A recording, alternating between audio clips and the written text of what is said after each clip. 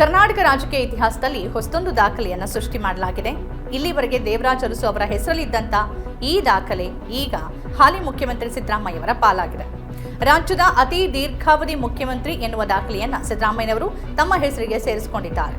ಈ ದಾಖಲೆಗೆ ಅವರಿಗೆ ಶುಭಾಶಯಗಳ ಮಹಾಪೂರವೇ ಹರಿದು ಬಂದಿದೆ. ಸಂಪುಟದ ಸದಸ್ಯರು, ಬೇರೆ ಬೇರೆ ರಂಗದ ಗಣ್ಯರು ಎಲ್ಲರೂ ಕೂಡ ಅವರು ದೀರ್ಘಾವಧಿಯಲ್ಲಿ ಸಿಎಂ ಆಗಿ ಸೇವೆ ಸಲ್ಲಿಸಿದ್ದಕ್ಕೆ ಶುಭ ಕೋರಿದ್ದಾರೆ. ಆದರೆ ಬಿಜೆಪಿ ಮತ್ತು ಜೆಡಿಎಸ್ ನಾಯಕರುಗಳು ಎಷ್ಟು ವರ್ಷ ಇದ್ವಿ ಅನ್ನೋದು ಮುಖ್ಯ ಅಲ್ಲ, ಏನ್ ಮಾಡಿದ್ವಿ ಅನ್ನೋದು ಮುಖ್ಯ. ಅರಸು ಮಾಡಿದ ಸಾಮಾಜಿಕ ಬದಲಾವಣೆಗಳನ್ನ, ಯಾವ ಯೋಜನೆಗಳನ್ನ ಸಿದ್ದರಾಮಯ್ಯನವರು ಕೊಟ್ಟಿದ್ದಾರೆ ಅಂತ ಪ್ರಶ್ನೆ ಮಾಡಿದ್ದಾರೆ.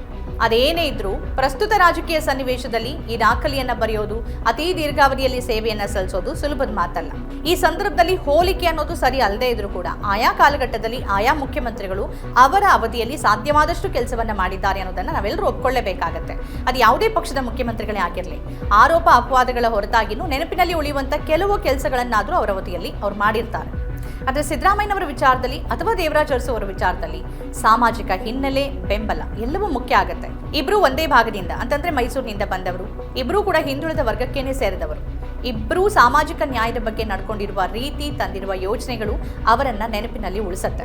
ಸಿದ್ದರಾಮಯ್ಯನವರು ಜೆಡಿಎಸ್ ಪಕ್ಷವನ್ನ ತ್ಯಜಿಸಿ, ಅಂದ್ರೆ ಅಲ್ಲಿ ಅವರನ್ನ ಉಚ್ಚಾಟನೆ ಮಾಡಲಾಯಿತು. ಆ ಪಕ್ಷವನ್ನ ಬಿಟ್ಟು ಅವರು ಕಾಂಗ್ರೆಸ್ ಪಕ್ಷಕ್ಕೆ ಬಂದರು, ವಿಪಕ್ಷ ನಾಯಕರಾದರು, ನಂತರ ಮುಖ್ಯಮಂತ್ರಿಗಳಾದರು. ಮುಖ್ಯಮಂತ್ರಿಗಳಾದ ಸಂದರ್ಭದಲ್ಲಿ ಅವರ ಮೊದಲ ಅವಧಿಯಲ್ಲಿ ದೇವರಾಜ್ ಅರಸು ನಂತರ ಪೂರ್ಣಾವಧಿ ಸಿಎಂ ಆಗಿ ಅವರು ಸೇವೆಯನ್ನ ಸಲ್ಲಿಸಿ ಈಗ ಎರಡನೇ ಅವಧಿಯಲ್ಲಿ 2.5 ವರ್ಷಗಳನ್ನು ಪೂರೈಸಿದ್ದಾರೆ. ಅರಸು ದಾಖಲೆ ಮುರಿದಿದ್ದಾರೆ. 17ನೇ ಬಜೆಟ್ ಮಂಡನೆಗೆ ಸಿದ್ಧತೆ ನಡೆಸಿದ್ದಾರೆ. ಇದು ಕೂಡ ಸಿದ್ದರಾಮಯ್ಯನವರ ದಾಖಲೆನೇ. ಸಿದ್ದರಾಮಯ್ಯ ಅವರ ಆಡಳಿತದಲ್ಲಿ ಸಾಮಾಜಿಕ ನ್ಯಾಯ, ಸಮಾಜವಾದ, ಬಡವರ, ದೀನದಲಿತರ ಪರವಾದ ನಿಲುವುಗಳು ಮತ್ತು ಯೋಜನೆಗಳನ್ನು ನಾವು ಗಮನಿಸಿದ್ದೀವಿ. ಆದರೆ ನೆನಪಿನಲ್ಲಿ ಉಳಿಯಬಹುದಾದಂಥ ದೀರ್ಘಾವಧಿಯ ಯೋಜನೆಗಳು ಅಥವಾ ಬದಲಾವಣೆಗಳು ಅಂತ ಗಮನಿಸಿದ್ರೆ ಅಂಥವುಗಳು ಅಷ್ಟಾಗಿ ಸಿಗೋದಿಲ್ಲ. ಗ್ಯಾರಂಟಿ ಯೋಜನೆ ಇರ್ಬೋದು, ಅಥವಾ ಬಜೆಟ್ ಮಂಡನೆಯಲ್ಲಿ ದಾಖಲೆ, ಒಳ ಮೀಸಲಾತಿಯನ್ನು ಜಾರಿ ಮಾಡಿದ್ದು, ಇವೆಲ್ಲ ಆಗಿದೆ. ಆದರೆ ಜಾತಿಯ ಸಮೀಕ್ಷೆ ಇನ್ನೂ ಕೂಡ ಬಾಕಿ ಇದೆ. ಇನ್ನೊಂದು ಕಡೆಯಲ್ಲಿ 2.5 ವರ್ಷವನ್ನ ಎರಡನೇ ಅವಧಿಯಲ್ಲಿ ಪೂರೈಸಿ ದಾಖಲೆ ಬರೆದಿರುವ ಸಿದ್ದರಾಮಯ್ಯನವರು ಈಗ ಮತ್ತೆ ಒಂದು ರೀತಿಯ ತೊಂದರೆಯಲ್ಲಿ ಇದ್ದಾರಾ ಅನ್ನೋ ಪ್ರಶ್ನೆ ಇದೆ. ಯಾಕಂದ್ರೆ ಇದಕ್ಕೆ ಕಾರಣ ಆಗಿರೋದು ಮುಖ್ಯಮಂತ್ರಿ ಹುದ್ದೆ ಬದಲಾವಣೆ. ಈ ಚರ್ಚೆ ಮತ್ತೆ ಮುನ್ನೆಲೆಗೆ ಬಂದಿದೆ. ಈ ನಡುವೆ 2.5 ವರ್ಷವನ್ನ ಎರಡನೇ ಅವಧಿಯಲ್ಲಿ ಪೂರೈಸಿರುವ ಸಿದ್ದರಾಮಯ್ಯ ಈ ಹೊತ್ತಲ್ಲಿ ಮತ್ತೆ ಮುಖ್ಯಮಂತ್ರಿ ಬದಲಾವಣೆ ಚರ್ಚೆಯನ್ನ ಎದುರಿಸಬೇಕಾಗಿದೆ. 5 ವರ್ಷ ಇರ್ತೀನಿ ಅಂತ ಒಂದು ಬಾರಿ ಅವರು ವಿಶ್ವಾಸವನ್ನ ವ್ಯಕ್ತಪಡಿಸ್ತಾರೆ, ಮತ್ತೊಂದು ಬಾರಿ ಎಷ್ಟು ದಿನ ಇರ್ತೀನೋ ಗೊತ್ತಿಲ್ಲ ಅಂತ ಗೊಂದಲದ ಮಾತುಗಳನ್ನ ಮುಖ್ಯಮಂತ್ರಿಗಳೇ ಆಡ್ತಿದ್ದಾರೆ. ಸದ್ಯಕ್ಕೆ ಬಜೆಟ್ ಸಿದ್ಧತೆ ನಡೀತಾ ಇದೆ. ಈ ಬಾರಿಯ ಬಜೆಟ್ ಮಂಡನೆಯನ್ನ ಅವರೇ ಮಾಡ್ತಾರೆ ಅನ್ನೋದು ಬಹುತೇಕವಾಗಿ ಖಚಿತವಾಗಿದೆ. ಇದು ದಾಖಲೆಯ ಬಜೆಟ್ ಆಗುತ್ತೆ. ಸಿದ್ದರಾಮಯ್ಯನವರು ಅರಸು ಅವರ ದಾಖಲೆಯನ್ನ ಮುರಿದಿದ್ದಾರೆ, ಅವರಿಗೆ ಶುಭಾಶಯಗಳು. ಇರುವಂತ ಸಮಯದಲ್ಲಿ ಯಾವ ವರ್ಗವನ್ನ ತಾನು ಪ್ರತಿನಿಧಿಸ್ತೀನಿ ಅಂತ ಅಹಿಂದ ನಾಯಕನಾಗಿ ಅವರು ಗುರುತಿಸಿಕೊಂಡಿದ್ದಾರೋ ಆ ವರ್ಗಕ್ಕೆ ಇನ್ನೂ ಹೆಚ್ಚಿನ ನ್ಯಾಯ ಕೊಡುವ ಅವಕಾಶ ಸಿದ್ದರಾಮಯ್ಯನವರಿಗೆ ಇದೆ.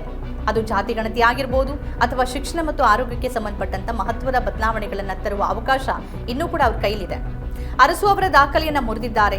ಅರಸು ಅವರ ಕಾಲದ ಹಾವನೂರು ವರದಿ ಇರ್ಬೋದು, ಭೂ ಸುಧಾರಣೆ ಕಾಯ್ದೆ ಇರ್ಬೋದು, ಈ ತರದ ಯೋಜನೆಗಳು ಅರಸು ಅವರನ್ನ ಅಂದಿಗೂ, ಇಂದಿಗೂ ಮತ್ತು ಎಂದೆಂದಿಗೂ ಕರ್ನಾಟಕ ಮತ್ತು ಭಾರತದ ರಾಜಕೀಯ ಇತಿಹಾಸದಲ್ಲಿ ಮತ್ತು ಕರ್ನಾಟಕದ ಜನರ ಮನಸ್ಸಿನಲ್ಲಿ ಅವರ ಹೆಸರನ್ನ ಹಾಗೇ ಉಳಿಸುತ್ತೆ.